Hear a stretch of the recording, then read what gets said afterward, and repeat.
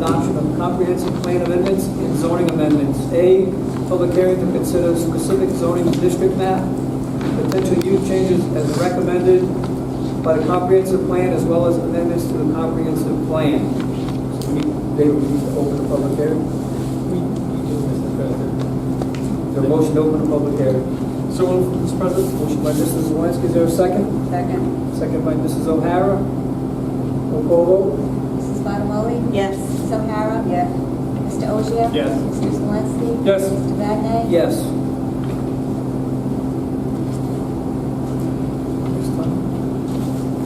You want to start this off? And then we'll open it up.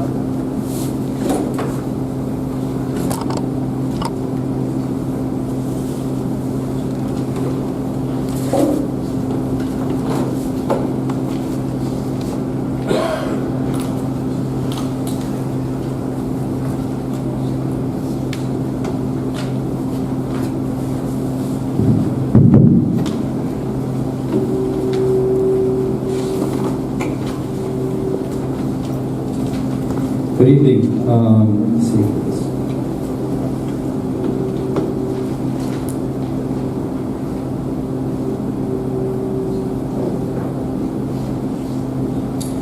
I'm Tom Kravitz, the town planner for the town. Upon my hire, we were working with the planning board since early in 2017 to update the town's comprehensive plan. It's a project that's been ongoing really since 2006, when the first comprehensive plan, well, the last time the comprehensive plan was sent to the state for approval, was ultimately denied. We've been trying to get that plan approved by the state. So we've had multiple meetings before the planning board over the past 2 years, really. Technically had a hearing here on the comp plan itself several months back. Went back to the planning board, had our last hearing, and now we're here again because the comprehensive plan includes zoning changes.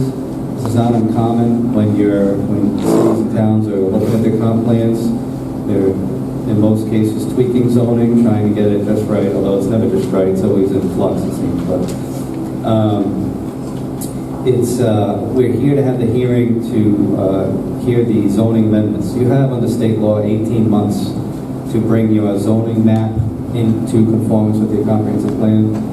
So we're not going to wait the 18 months. We're just going to, as part of approving the comprehensive plan this go around, we had the hearing tonight, we're starting that, to address the zoning matters. So with that, I'll get into a brief 10-minute presentation. This presentation was built after speaking with residents.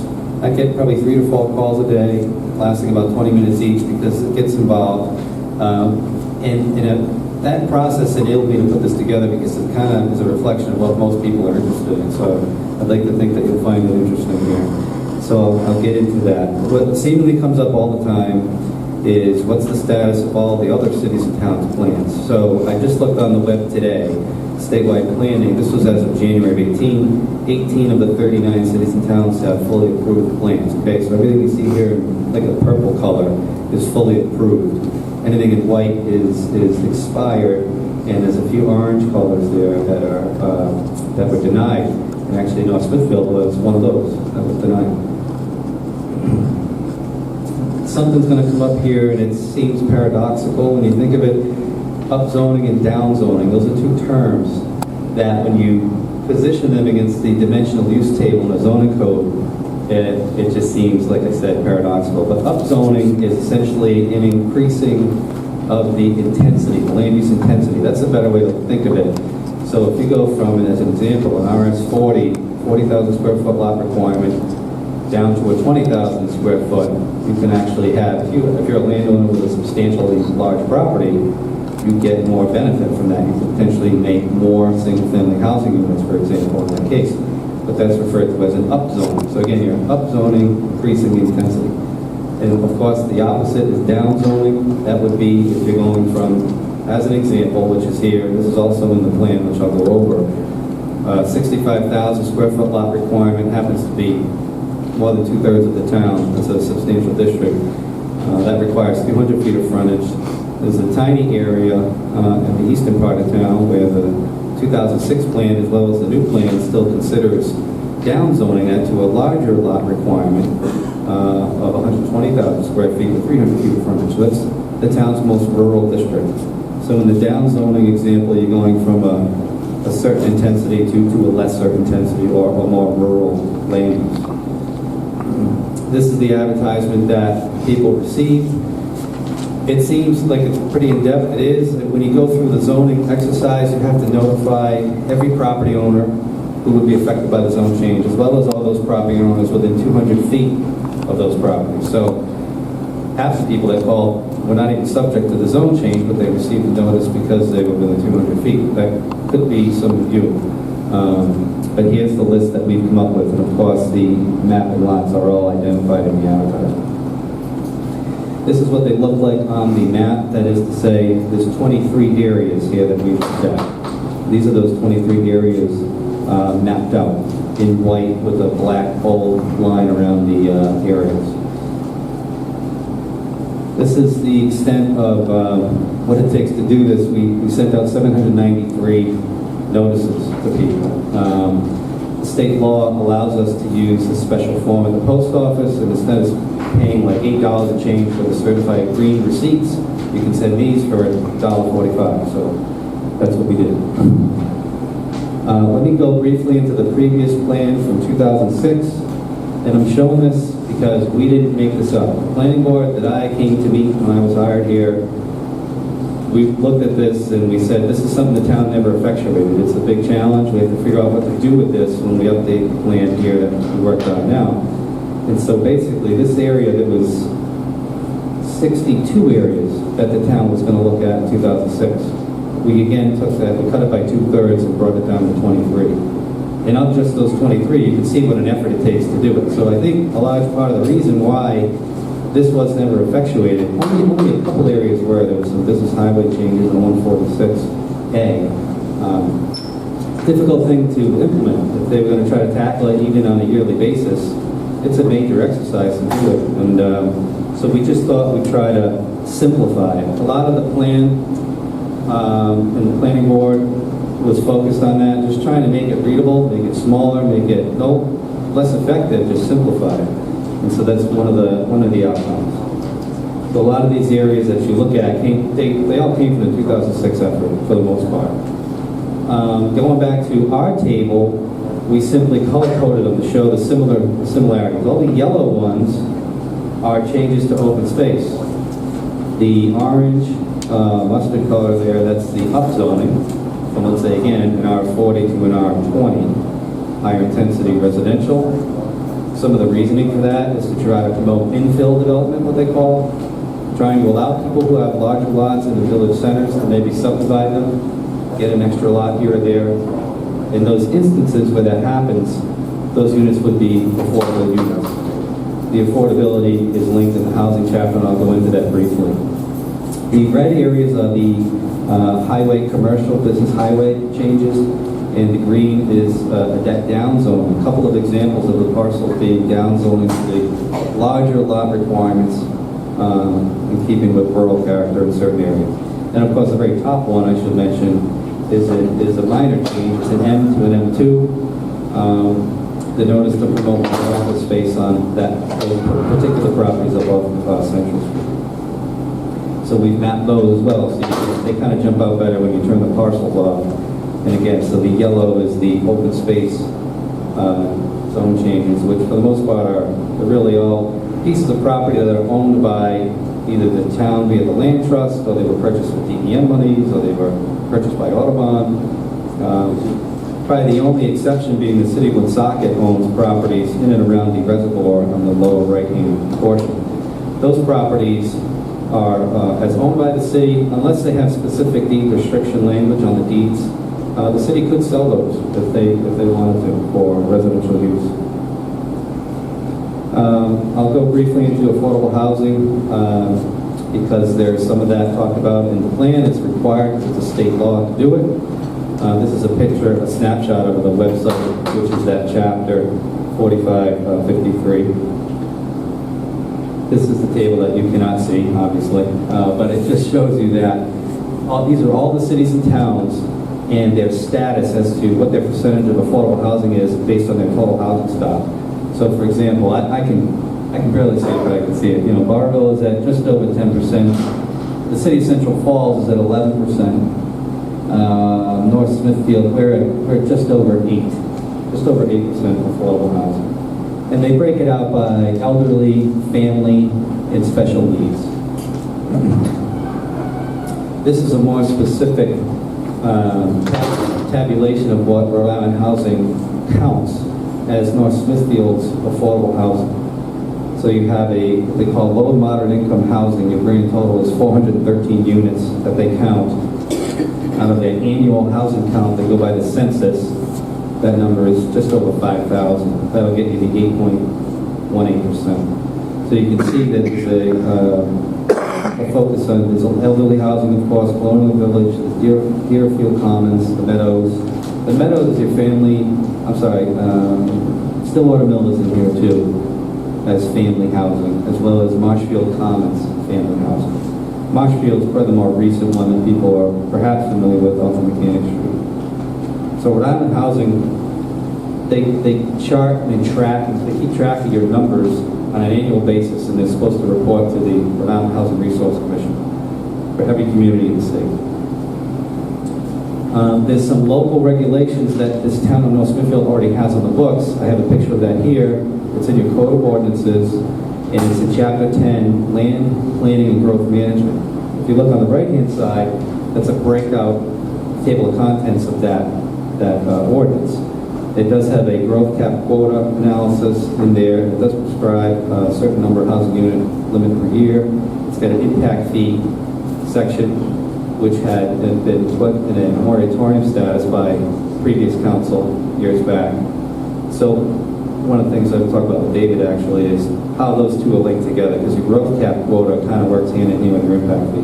But the one item that still is in play, inactive, is Article 3. That's the municipal subsidy, low moderate housing. That basically says for an application of every 6 units, 6 or more residential units as part of a development to the planning board, 20% of that has to be affordable. So this is already on the books. It's been on the books since 2008, I think it was.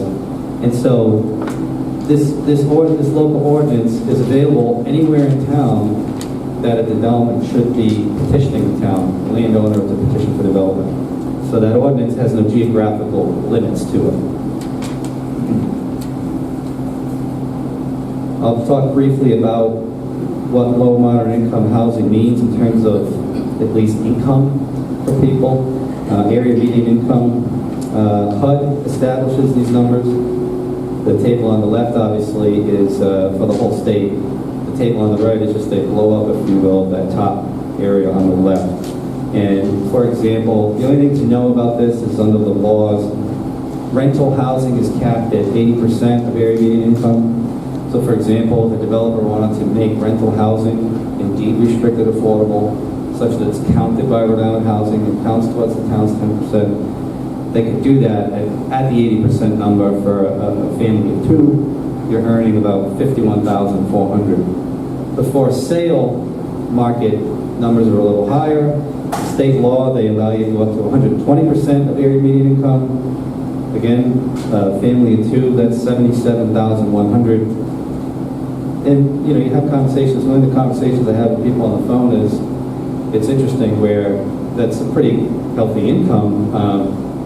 So the interesting part of it is if you're, unless you have wealth from family or something, if you're just a young couple starting out and you have a decent paying job, but you don't have any money down for a house, and you're making, whatever, if you're at the 115% and 73,000, you're still challenged to try to come up with a down payment for a home. The 2008 housing crisis dumped a lot of people from the single-family market into the rental market.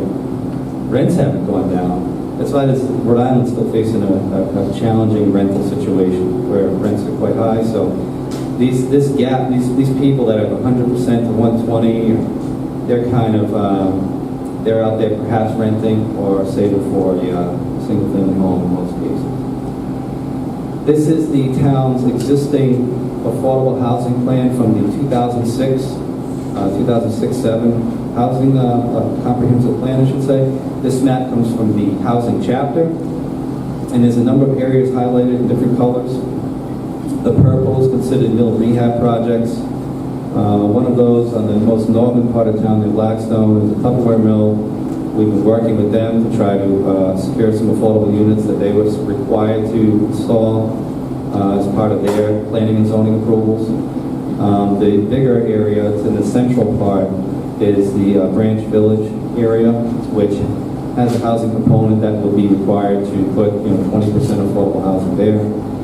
The brownish areas in the village areas, if you will, those are your infill areas. That's where your upzoning is taking place. And through that process, if you recall back in the 06 plan, when they had 62 different areas, this is one of the areas where the planning board cut back and just looked at several areas. There were 4 areas technically that they looked at that I'll show you in a second on a future slide. But it shows that the town did a lot to try to promote affordable housing in town. And this is a plan that again was approved by the council in 06-07. Here is in fact that area. There's technically 4 areas that are shown here. You can't really see the arrow too well. But up here is, that's the IGA Plaza. A lot of people probably recognize that. It's the side of the parking lot. Carpenter's Corner. It's historically called. When you look at the upzoning requirements, there, I had Bobby from my office, who did a great job, really, with everything, the mailing, the GIS work. I had her do an analysis of the areas that we were looking at for upzoning, and potentially how many lots do exist in these neighborhoods, which conceivably, just looking at GIS level data, could they maybe subdivide a property that is a homeowner. And there's really only a couple of spots in this neighborhood, because the neighborhoods are already quite dense and they're already built out. So it's challenging even when you upzone it to R20 to create units. And if something needed dimensional relief and have to go to the zoning board to do it, you couldn't say, you can't assume that they're going to be granted that relief. So we're not talking about a tremendous amount of units here, but every unit counts. The state wants to see us make an effort. That's why we're looking at these areas. I did have a conversation with a gentleman we traded voicemails just today, and this was interesting. He was concerned that if his property was upzoned, would his tax assessment go up? Because there's an assumption that if you're going to a more intense land use, that might lead to a higher assessment. And as I suspected, that's only the case if you happen to have a substantially large property that probably could benefit from the zone change, and you could subdivide and create lots. But in 9 out of 10 cases, and even more, these lots are already at their full assessed value. And even if you had changed them to RU20, if you cannot subdivide the property to create more units, the assessment's not going to change. Again, for some of the properties that are larger, where a developer or homeowner could take advantage of a more dense zoning, then that might be different. So sure the assessment will go up slightly. This is the former Andrews Mill. I'm showing this because it's on the corner of St. Paul Street. You can see the fire station on the right-hand side, and this is the Great Road here. This is important because of the current ownership of the mill is owned by NeighborWorks. They're a nonprofit housing developer. Their intention is to put a mix of income, affordable housing on the property, and that's important because it's a substantially sized property in terms of acreage as well, and this project alone could get the town probably close to 10%. It's one of the reasons why we peeled back so many of the infill areas as well. This is a picture of what the mill used to look like when it was historically original, let's say, but it has been placed back on the National Register of Historic Places, and that process has been completed. That puts the applicant in position for other funding sources to try to effectuate the project. And I actually had calculated if this project did have 90 units, and please know that there's no application before the planning board or zoning board. The project we know something's coming, but there's nothing formally submitted yet. Frankly, this could be a great place for a senior center too. I know that's been being discussed, and this is a good person to work with to try to get that. But anyway, that could take us to 9.8%, just under 10%. Another item that I wanted to talk about in brief detail is professional service has a zoning district, changing that to business highway, and I want to explain why. If you look at it says PS, that's professional service. That's the existing zoning map configuration today. And you can see beneath it, the large white roofs, that's Dowling Village. So in effect, the zoning district kind of randomly cuts through areas of the parking lots and buildings in that area. And if you look at what the use is largely over there, it's clearly a regionalized retail center. So the thinking was consistent with the previous effort to change the business highway, just change all the PS to business highway, as is consistent with all the different zoning districts in town. If you look at the BN, that's business neighborhood zone, there's the medical facility that's there, there's a real estate office and such across from George's, plus the bank went in too, which I neglected to put up. In the BH zone itself, which again is currently PS, you can see Aspen Dental is now in Dowling Village. There's even some professional office space in the MU1 zone by way of probably one of the town's older office plazas, off there off Great Road, which you're familiar with, at the bottom right. And in looking at the zoning code, if one of the things I would advocate, if we're removing professional service as a zone district, that's fine, but make the uses of office uses by right in the BH. And I looked at that, and that's actually already the case, except for home office. But you really wouldn't be losing the ability to generate office space. We're just trying to make the zoning map a little more consistent and simple to understand, with professional office being a rather specific type of commercial use. You generally don't name your zoning code. You don't get to that level of specificity, but we